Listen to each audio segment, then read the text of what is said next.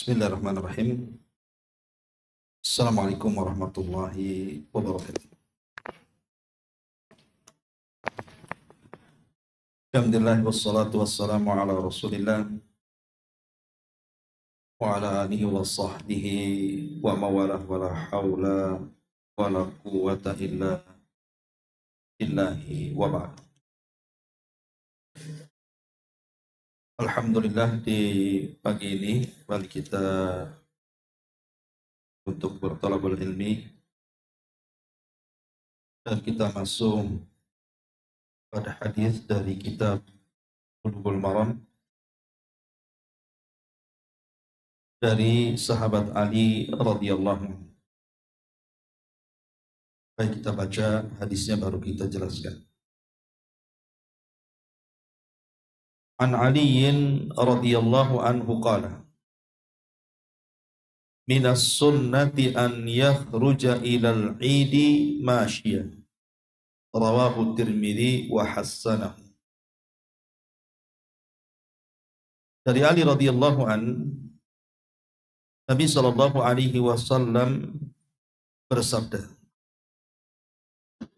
termasuk daripada sunnah Nabi seseorang keluar melaksanakan salat Id dengan berjalan kaki. Hadis ini dikeluarkan oleh Imam At-Tirmidzi. Kemudian juga hadis berikutnya, wa an Abi Hurairah radhiyallahu anhu annahum asabahum matarun fi yaumi idin wa shalla bihimun nabiyyu sallallahu alaihi wasallam salatil Id fil masjid, rawahu Abu Dawud bi isnadin layyin. Dari Abu Hurairah radhiyallahu an, sesungguhnya mereka, maksudnya para sahabat, satu hari tertimpa hujan di hari Id. Kemudian Nabi sallallahu alaihi wasallam salat bersama mereka salat Id di dalam masjid. Hadis ini dikeluarkan Abi Dawud dengan sanad yang lemah. Baik, ma'asyiral muslimat yang dimuliakan Allah Subhanahu wa taala, ada beberapa faedah yang kita akan ambil dari dua riwayat ini. Pertama, hadis dari Ali radhiyallahu an, walaupun sebagian para ulama ada yang menganggap hadis ini lemah, tetapi sebagian yang lain mengatakan bahwa hadis ini hadis hasan dan dihasankan oleh Syekh Nasiruddin Al-Albani rahimahullah ta'ala dalam Sahih Sunan At-Tirmidzi. Nabi SAW mengatakan minas sunnati, termasuk sunnah, an yakhruja ilal id masyian, hendaklah seseorang itu keluar ke masjid dalam keadaan berjalan kaki. Dan dalam riwayat, wa an ta'kula syai'an qabla an takhruj, dan memakan sesuatu sebelum keluar. Ma'asyiral muslimat yang dimuliakan Allah Subhanahu wa taala, berjalan kaki menuju tempat ibadah itu adalah sesuatu yang sangat agung nilainya di hadapan Allah. Maka disunahkan dalam beberapa ibadah itu kita disuruh untuk berjalan kaki. Karena setiap kaki yang kita langkahkan itu akan dicatat. Dicatat pahala di sisi Allah Subhanahu wa taala, terkadang juga dihapuskan dosa-dosanya dan diangkat derajat. Di antaranya adalah Nabi sallallahu alaihi wasallam pernah mengatakan, diyarukum tuktabu atharukum. Rumah-rumah kalian itu akan dicatat bekas-bekas langkah kalian ke tempat-tempat ibadah kalian. Lalu ibadah apa saja yang sangat dianjurkan untuk berjalan kaki dan memiliki nilai pahala besar di hadapan Allah Azza wa Jalla? Pertama, berjalan kaki menuju masjid. Al-masyu ilal masajid, berjalan kaki menuju masjid. Dan itu berdasarkan hadis Nabi Shallallahu Alaihi Wasallam, isbagul wudu fil makari, wa i'madul aqdam ilal masajid, wa intidarus salati ba'das salat, taghsilul khataya ghuslah. Kata Nabi Shallallahu Alaihi Wasallam, sempurnakan wudu baik dalam kondisi engkau tidak suka berwudu, mungkin cuaca terlalu dingin, kemudian melangkahkan kaki ke masjid dan menunggu salat setelah salat, itu bisa mencuci dosa-dosa kita. Ini hadis pertama. Bahwa di antara yang bisa membersihkan dan mencuci kesalahan kita itu adalah dengan cara melangkahkan kaki ke masjid. Hadis yang kedua, hadis dari Abi Hurairah radhiyallahu an, riwayat Muslim. Ala ukhbirukum bima yamhu bihi Allahul khataya wa yarfa'u bihi darajat. Maukah aku habarkan kepada kalian di mana Allah akan menghapuskan kesalahan kalian dan mengangkat derajat-derajat kalian? Sahabat mengatakan, bala ya Rasulullah, tentu hai Rasul. Maka Nabi Shallallahu Alaihi Wasallam menyebutkan salah satunya, wa kathratul khuta ilal masajid, dan orang yang banyak melangkahkan kakinya menuju masjid. Di sini Nabi SAW menyebutkan dua keutamaan. Pertama, dihapuskan dosanya. Yang kedua, diangkat derajatnya. Bahkan Ubay ibn Ka'ab radhiyallahu anhu pernah mengatakan, kana rajulun la a'lamu rajulan ab'an minal masjidi. Ada seorang laki-laki, kata Ubay, aku tidak tahu siapapun yang lebih jauh rumahnya dibandingkan dia dari masjid Nabi Sallallahu Alaihi Wasallam. Kemudian orang ini ditawari, karena jauh rumahnya dari masjid, orang ini ditawari, lawish taraita himaran tarkab. Kenapa engkau tidak membeli keledai supaya ada kendaraan, supaya bisa berjalan di malam hari atau di musim-musim yang sangat membahayakan seperti musim angin dan yang semacamnya. Maka dia pun mengatakan, aku tidak hendak membeli kendaraan. Alasannya apa? Inni uridu an yuktabli mamsyaya ilal masjid. Karena aku ingin setiap langkah-langkahku itu dicatat.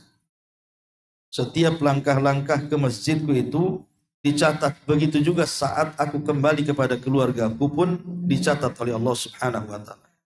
Ini yang pertama, di mana jalan kaki itu menjadi sebuah ibadah besar karena bisa menghapuskan dosa, bisa mengangkat derajat, dan bisa mendatangkan banyak kebaikan. Yang kedua, al-masyu lil jum'ati, berjalan kaki dalam rangka melaksanakan sholat Jumat. Bagi laki-laki tentunya. Nabi Shallallahu Alaihi Wasallam mengatakan, man igtasala yaumal jum'ati, barang siapa yang kemudian dia mandi di hari Jumat, wa bakkara wabtakar, kemudian dia pun bergerak di pagi hari, wadana, dan mendekat kepada imam dan khatib, wastama'a wa ansat, mendengar dan betul-betul diam, kana lahu bikulli khutwatin yakhuttuha ajru sanati siyamiha wa qiyamiha, maka pahalanya seperti mendapatkan pahala setahun berpuasa dan setahun sholat malam. Makanya ini nasihat untuk bapak-bapak ya. Ibu sampaikan kepada suami-suami, kalau di waktu Jumat itu untuk bersegera melangkahkan kaki pagi-pagi menuju masjid. Lihat pahalanya. Seperti orang berpuasa dan sholat malam selama setahun. Itu kalau satu kali melakukan. Kalau dua kali, tiga kali, hitung sajalah pahalanya kan. Ini juga, kemudian juga Nabi Shallallahu Alaihi Wasallam juga bersabda, ini yang kedua ya. Yang ketiga, Al-masyu ma'al janazah. Yang ketiga, berjalan kaki ketika mengiringi jenazah. Berjalan kaki ketika mengiringi jenazah. Ya tentu kalau kuburannya tidak jauh. Kalau dari sini ke Tamiang ya jauh kali kan, pengkor juga kalau jalan kaki. Maksudnya kalau memang memungkinkan jalan kaki karena tempat penguburannya tidak jauh gitu ya. Maka berjalan kaki mengiringi jenazah sampai ke kuburan itu dijelaskan dalam hadis Anas bin Malik radhiyallahu anhu. Anna Rasulullah sallallahu alaihi wasallam wa Abu Bakrin wa Umar yamshuna amamal janazati wa khalfaha. Nabi sallallahu alaihi wasallam dan juga Abu Bakar serta Umar, mereka biasa berjalan kaki di depan jenazah atau di belakang jenazah.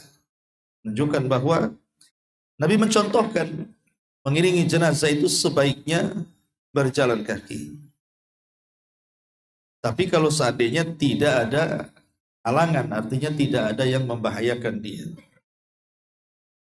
Ini yang ketiga. Yang keempat, al-masyu li musallal id. Inilah yang jadi pembahasan kita. Berjalan kaki menuju tanah lapang untuk melaksanakan sholat id. Berdasarkan hadis Ali radhiyallahu an, itu termasuk sunnah Nabi.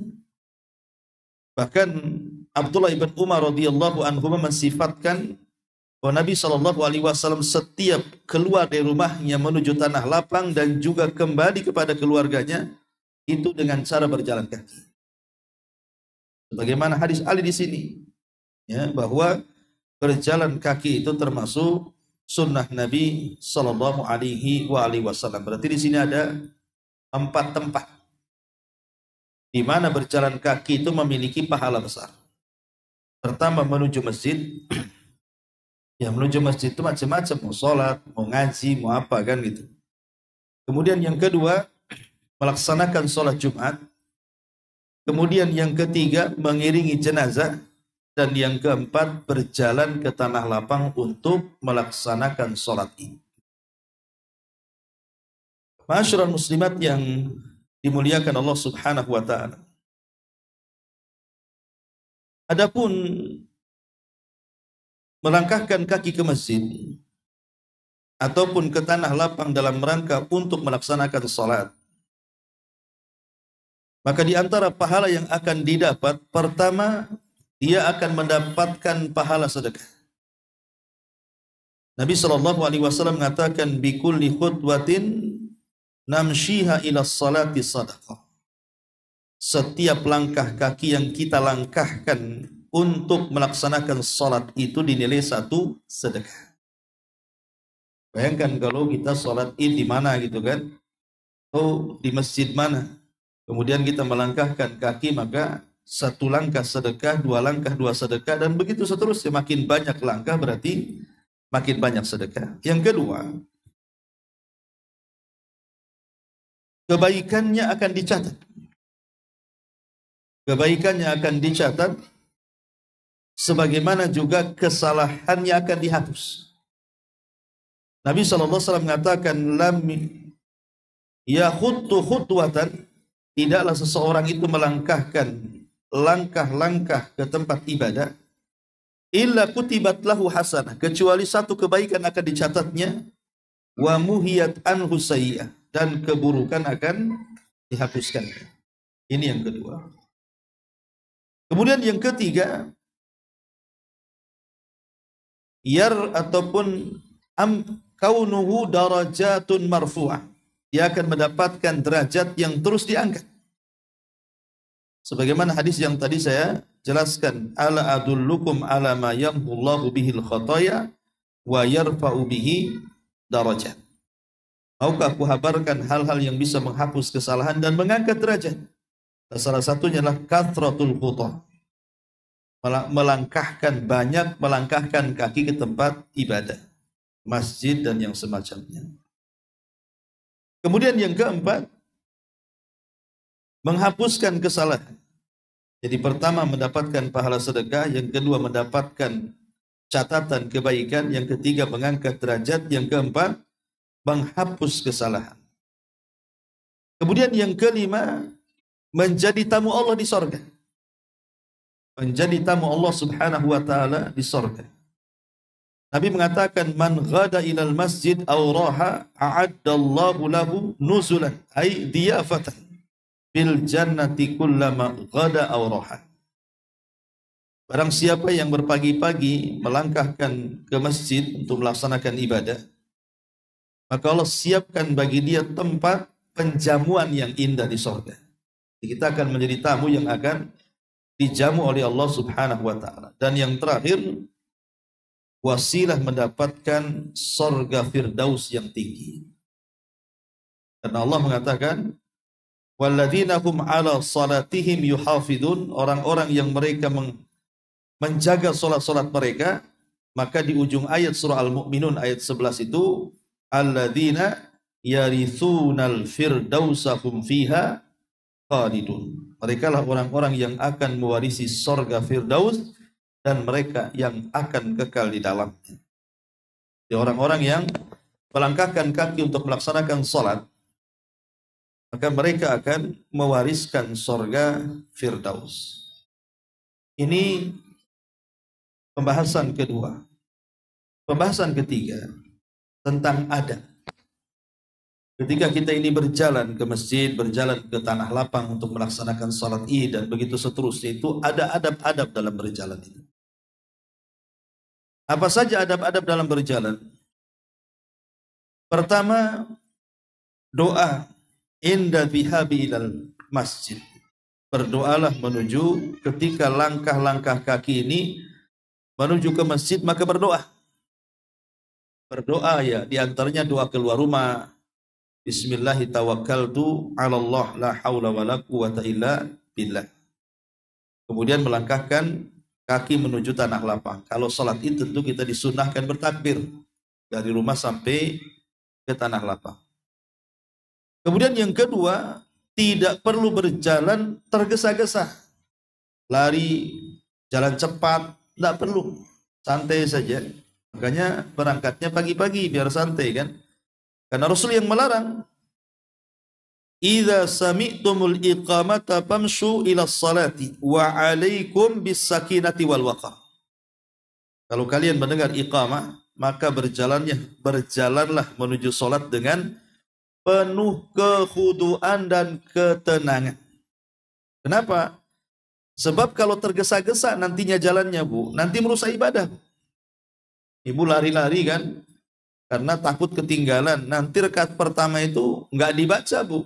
Ibu hanya nafas saja gitu ya, terengah-engah gitu. Kadang-kadang nggak khusyuk ketika dibaca. Ini yang kedua. Yang ketiga, ada mutashbikil asabi.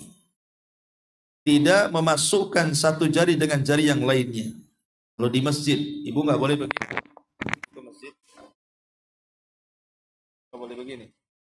Ada orang yang sambil nunggu begini kan? Nggak boleh. Ini mutashbik. Ya lepas saja. Kalau nunggu sholat ibu ke masjid, jangan tashbik. Ya, karena Nabi SAW melarang. Kemudian yang keempat, ada mudukhulil masjid biraihatin khabitha. Tidaklah masuk masjid dengan bau yang kurang sedap. Tentunya wanita juga selain satu sisi tidak boleh menggunakan minyak wangi, bukan berarti kemudian badan dibau-baukan kan begitu. Tetap mandi juga supaya tidak tercium tetangganya dengan bau badan kita. Kemudian juga diantaranya, kalau memang sholat idnya di masjid, karena dalam madhab Syafi'i itu memang mereka berpendapat sholat id di masjid lebih baik gitu ya. Tapi pendapat yang kuat nanti saya akan jelaskan bahwa sholat id itu di tanah lapang. Kalau memang di masjid, maka saat masuk masjid, ya ibu baca doa biasa, baca doa masuk masjid kan. Allahumma ftah li abwaba rahmatik. Kalau keluar dari masjid, idza kharaja, kalau keluar maka Allahumma inni as'aluka min fadli. Kemudian yang keenam, jika melangkahkan kaki ke masjid, maka dahulukan tangan kanan. Tapi kalau keluar, dengan tangan kiri. Kemudian kalau sudah di masjid, jangan sholat. Jangan duduk kecuali sholat 2 rakaat. Itulah disebut dengan sholat tahiyatul masjid. Kemudian juga merapatkan saf, jelas gitu ya, kalau memang sudah mulai sholat, maka merapatkan saf. Masyarul muslimat yang dimuliakan Allah Subhanahu wa taala. Adapun yang harus ibu perhatikan selama berjalan kaki. Selama berjalan kaki di antara adab-adabnya, jangan sampai berjalan seperti berjalannya orang sombong. Membusungkan dada gitu kan. Karena dahulu ada ulama salaf pernah menegur seseorang yang berjalannya dengan cara yang sombong sekali. Kalau tidak salah Malik ibn Dinar rahimahullahu taala menegur gubernur Basrah. Nah, jalannya itu sangat membusungkan dada, sombong. Apa kata Malik ibn Dinar? Berjalanlah biasa wahai fulan, karena berjalanmu ini seperti berjalan penduduk neraka. Jadi langsung ditegur gitu ya. Ini yang pertama. Tentang adab-adab selama di perjalanan. Jangan berjalan dengan membusungkan dada. Kemudian yang kedua, hendaklah menjaga pandangan. Hendaklah menjaga pandangan. Kullil mu'minati yaghdudna min absarihim. Katakan kepada wanita-wanita mukminah, hendaklah mereka menjaga pandangan-pandangan mereka, wa yahfadna furujahum, dan menjaga kemaluan mereka. Artinya jangan memandang dengan sembarang memandang, tapi jagalah pandangan. Karena kalau sudah sholat id, orang ramai, berbaurnya laki-laki dan perempuan, tentu pemandangan akan banyak sekali di situ ya. Maka jaga pandangan selama perjalanan. Kemudian juga yang ketiga, hendaklah setiap harokat gerakannya, langkah-langkahnya itu, ya, memperhatikan hal-hal yang bisa mengganggu manusia berjalan kaki. Namanya ibu jalan kaki ke sholat id, nampaklah ada batu besar. Ini kalau dibiarkan ini bahaya nih, nanti orang bisa tersandung, jatuh pula di situ kan. Maka sempatkan ambil batu itu, sisihkan. Ya, itu namanya imatatul adza anit thariq, dan pahalanya besar. Walaupun remeh amalannya, ya remeh di sisi kita, tapi di sisi Allah besar. Nah, dahulu Nabi SAW pernah mengatakan bahwa ada seseorang di sorga itu memiliki tempat yang banyak, kadang di sini, kadang di situ gitu. Jika ditanya amalannya apa, rupanya amalannya hanya memotong dahan yang menghalangi manusia berjalan kaki. Maka lebih daripada itu, kalau ada paku, ada beling yang membahayakan jiwa, maka tentu lebih besar lagi pahalanya. Ya. Maka ini juga diantara adab. Kemudian juga yang keempat, mengucapkan salam. Ya namanya orang ramai mau sholat id itu kan pasti seliwar-seliwar lah dari sana sini lah. Entah yang sholatnya sebelah sana justru melawan arus, kita pula yang di sana melangkahkan ke sana, otomatis sepanjang jalan kita akan ketemu orang. Kalau berjalan kaki gitu ya. Maka jangan lupa ucapkan salam. Baik kepada yang ibu kenal ataupun yang ibu tidak kenal. Sekarang kan penyakitnya adalah terkadang mengucapkan salam itu kepada yang dikenal saja. Apalagi kalau jamaah pengajian dari jauh sudah teriak-teriak. Udah dilambe-lambe itu. Tapi kalau orang yang dikenal depan mukanya pun tidak mengucapkan salam. Alasannya apa? Takut Ustaz kalau saya ucapkan salam nanti dia datang sama saya. Apa kenalnya katanya? Saya nggak kenal kamu, kenapa kau ucapkan salam? Jadi kata Nabi SAW, salam itu kepada orang yang dikenal ataupun yang tidak dikenal. Ini pun diantara adab-adab jalan. Termasuk juga menjawab salam. Wajib malah hukum. Jadi kalau ada yang mengucapkan salam ke kita, maka kita wajib menjawab salam. Kemudian juga diantara adab-adabnya, la dharara wa la dhirar. Jangan membawa bahaya pada manusia. Ataupun membahayakan manusia. Jadi kita membawa bahaya atau manusia mencelakakan kita. Jadi kalau bisa kita ini dalam berjalan itu tidak memadaratkan orang. Umpamanya ibu naik motor di tengah jalan kaki, di tengah di klakson dari belakang kan. Tabrak nanti. Jangan membahayakan orang dan membahayakan diri sendiri. Itu kan. La dharara wa la dirar. Kalau jalan kaki pun kalau takut tabrak ya agak pinggir gitu ya. Bapak di jalan setengah jalan saya bayar pajak juga Ustaz gitu. Bukan, nanti ditabrak orang kan. Jadi jalan pun jangan membahayakan diri sendiri ataupun orang lain. Termasuk juga di antara adabnya adalah jangan membuang sampah juga di jalan itu. Sambil jalan ibu makan ciki, kemudian sampahnya asal naruh saja kan. Kadang-kadang kalau yang pakai mobil itu biasanya dilempar dari jendela mobil kan. Maka itu tidak boleh karena bagaimanapun Islam itu mencintai kebersihan. Ada sebuah hadis di antara adab jalan ini, hadis ini dikeluarkan Imam Muslim. Kata Nabi SAW, iyyakum wal julus fit turaqah. Hati-hati kalian, jangan duduk-duduk di tepi-tepi jalan. Qalu, maka Rasul mengatakan, ya Rasulullah, ma'lana buddun min majlisina. Rasul, kami tidak bisa meninggalkan majlis kami ini. Natahaddatsu fiha, karena kami biasa ngobrol di sini. Maka Rasul mengatakan, fa idza abaitum illal majlis, kalau kalian enggan berpindah dari tempat itu, fa'tut tariq haqqahu, maka berikan hak jalan. Kalimat berikan hak jalan ini berlaku kepada orang yang berjalan kaki. Apa saja hak jalan itu?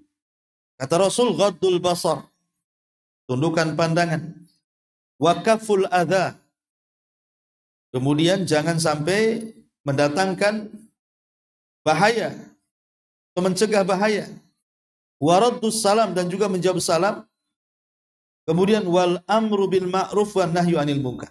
Ini juga termasuk adabnya adalah ketika berjalan kaki itu, kalau memang ada nampak di tengah jalan, di tengah-tengah kita sedang berjalan di sholat Id itu umpamanya ada hal-hal yang perlu ditegur ataupun ada hal-hal yang perlu diajak, kita sampaikan kebaikan, cegah kemungkarannya. Ajak tetangga, yuk kita sholat Id di sana, gitu ya. Kemudian ada tetangga yang keluar kok pakaiannya kurang pas, kita ingkari, nah, sebaiknya pakai ini om, ini rame orang nanti jadi fitnah, gitu ya. Jadi antara adab jalan juga al-amru bil ma'ruf wan nahyu anil munkar. Termasuk juga jauhi al-ikhtilat bir rijal. Jauhi ikhtilat saat berjalan kaki dengan laki-laki. Karena kalau sholat itu kan rame orang gitu kan. Kadang-kadang tidak perhatikan itu. Maka kita yang sudah ngajar perhatikan. Jangan sampai ada ikhtilat laki-laki dan wanita. Termasuk kalau wanita jaga suara. Karena suara bagi wanita itu adalah aurat. Ya kan? Maka jaga juga suara. Ngomong jangan kencang-kencang, rame orang. Apalagi cerita utang, kan ketahuan nantinya. Jadi itu pun harus dijaga suara itu saat berjalan. Karena itu bagian daripada aurat wanita. Termasuk juga jangan melakukan maksiat lisan. Namanya di perjalanan itu mencaci, memaki, menggibah sambil jalan kaki gitu ya. Memfitnah, mengadu domba. Ini jalan kakinya nanti bukan menghapus pahala, bukan menghapus dosa, malah menambah dosa jadinya ya. Termasuk juga kalau seandainya ibu lagi jalan nih, mungkin orang ramai, ada orang bersin, kita tidak kenal orang bersin itu, tapi dia mengucapkan alhamdulillah, tidak ada yang jawab, kita jawab, yarhamukallah.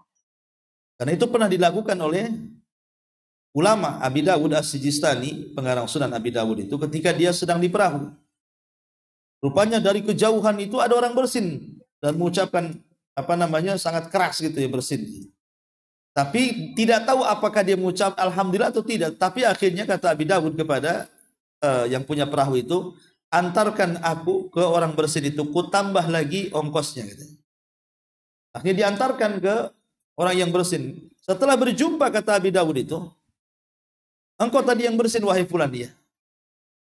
Kau mengucapkan alhamdulillah? Iya. Maka langsung dia mengatakan yarhamukallah. Langsung pergi dia. Nah, seperti itu. Ya, jadi ibu, kalau ada papasan orang jalan bersin, deketi. Nah, ucap alhamdulillah. Oh enggak, saya doakan. Alhamdulillah yarhamukillah. pergi. Saya ngurusin apalah ini orang dia. Gitu. Ya. Tapi yang tidak masalah itu kan kalau mau syiar Islam ya nggak usah malu seperti itu.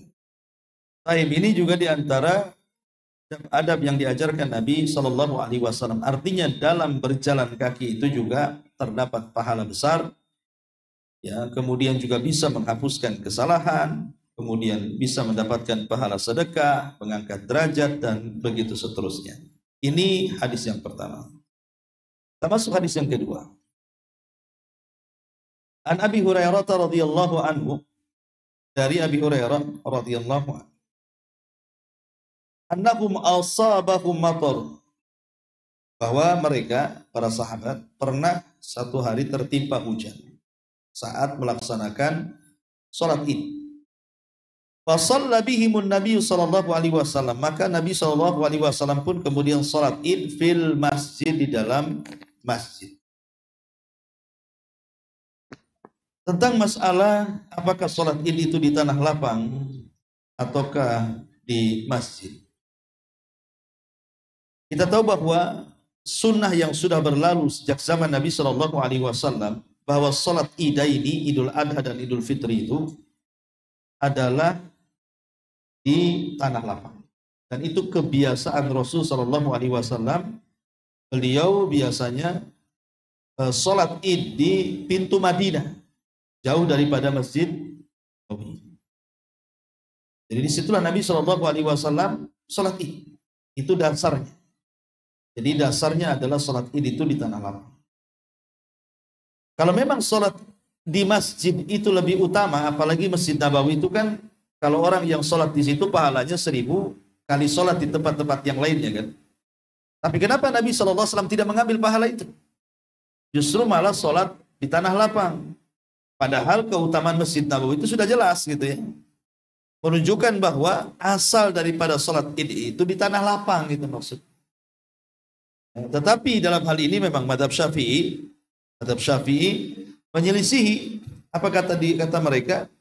In kanal masjid wasi'an yasi'uhum fa yusalluna fihi li'annaha ahabbul amakin ilallah. Tapi Imam Syafi'i mengatakan kalau memang masjidnya luas sekali, bisa menampung orang banyak, ya, maka sholat di masjid itu lebih utama karena masjid itu tempat yang paling dicintai Allah Subhanahu wa Ta'ala. Tetapi jumhur mayoritas para ulama bahwa Nabi Shallallahu Alaihi Wasallam meninggalkan masjidnya sendiri, padahal masjidnya sendiri itu banyak keutamaan, menunjukkan bahwa sholat Rasul itu di tanah lapang. Tetapi sekali lagi ini masalah khilaf ulama ya, masalah perselisihan ulama.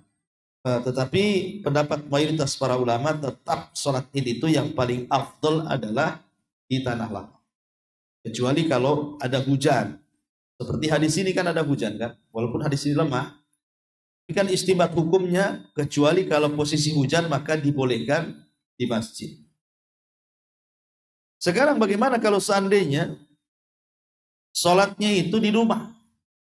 Ada orang gak mau ke masjid, gak mau ke tanah lapang pula dia. Kemudian dia sholat di rumah. Ada yang mengatakan, anggaplah umpamanya seseorang itu kesiangan. Pengen sih sholat ke masjid, ke tanah lapang, tapi kesiangan. Kalau sekarang berangkat dah bubar lah orang tuh. Tapi kan masih ada waktu, karena sholat Id itu kan waktunya terbentang sampai zuhur. Maka kebanyakan para ulama mengatakan sholat di rumah 2 rakaat. Seperti sholatnya imam. Maksudnya seperti sholatnya imam ya takbirnya. Rakaat pertama 7 dengan takbiratul ihram berarti 8. Rakaat kedua 5 dengan takbiratul intiqal berarti 6 kali takbir gitu ya. Ini pendapat kebanyakan ulama. Pendapat Imam Tsauri mengatakan hendaklah sholat 4 rakaat. Hendaklah sholat 4 rakaat. Kemudian menurut mazhab Hanafi la yusalli, tidak perlu sholat. Karena sholat Id itu hanya di masjid atau di tanah. Di rumah itu tidak ada sholat. Tapi Allahu a'lam, kebanyakan para ulama mengatakan bahwa hendaklah tetap sholat. Bagi yang punya uzur, hendaklah dia tetap sholat dengan sholat seperti sholatnya imam. Ya sholat sendirianlah di rumah. Kenapa demikian? Karena khutbah dalam sholat id itu bukan rukun. Beda dengan khutbah dalam sholat Jumat itu rukun. Makanya tidak bisa sholat Jumat dilakukan di rumah. Khutbahnya masalahnya kan, kalau tidak batal Jumatnya karena dia rukun Jumat. Tapi kalau khutbah dalam sholat id itu sunnah saja. Ibu mau dengar silahkan dulu, mau balik pun silahkan. Namanya sholat id selesai nih, ibu langsung pulang, sah sholatnya. Gak harus dengerin khutbah kan gitu ya. Tapi kan dia meninggalkan kebaikan. Tidak masalah, umpamanya nampak ini khutbah ini ngalor ngilur nih, gak jelas ini khotib ini kok. So, Idul Fitri kok cerita politik atau kesana kemari kan. Ini bos syubhat-syubhat saja ini. Nah, ibu pulang aja lah. Masalah kan? Karena tidak ada kebaikan dulu di situ. Kalau khotibnya mantap, itu yang disampaikan sunnah, ya sayang kalau seandainya kemudian pulang. Nah, intinya bahwa sholat di rumah tetap dianjurkan. Wallahu alam, ini diantara penjelasan hadis terakhir dalam bab sholat id, berarti minggu depan masuk pada sholat al-kusuf. Baik, sampai di sini. Kalau ada pertanyaan silakan.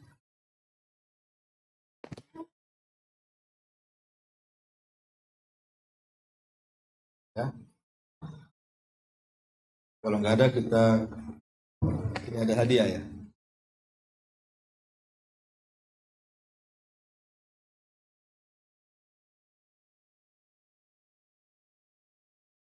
Baik, di sini ada 3 hadiah buku. Kita buat soal jawab saja. Soalan yang pertama, di antara ibadah jalan atau melangkahkan kaki itu ada 4. Melangkahkan kaki kemana saja? 4 ibadah melangkahkan kaki. Iya, tafadhali. Masjid, sholat Jumat, ketika mengiringi jenazah. Oke, ketika mengiringi jenazah. Jalan kaki untuk melaksanakan sholat Id. Iya, itu nyontek gue baca. Apa-apalah. Iya. Artinya ibu nyata. Ya, sudah dapat hadiah karena sudah nyata. Pertanyaan yang kedua tentang pahala berjalan kaki ke tempat-tempat ibadah. Sebutkan 5 pahalanya. Fadhal.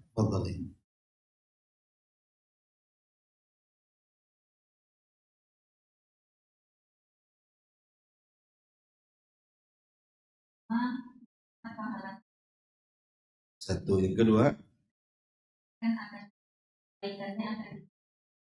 Tiga. Iya, 4. 5. Masya Allah. Baca juga ya. Ya, nggak apa-apa. Baik, yang terakhir, cuma 3 nih. Tentang adab berjalan kaki. Tentang adab berjalan kaki. Sebutkan adab berjalan kaki 4 saja. 4 saja adab berjalan kaki. Ya.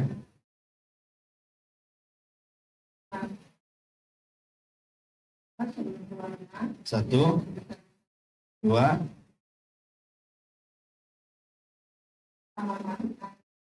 3.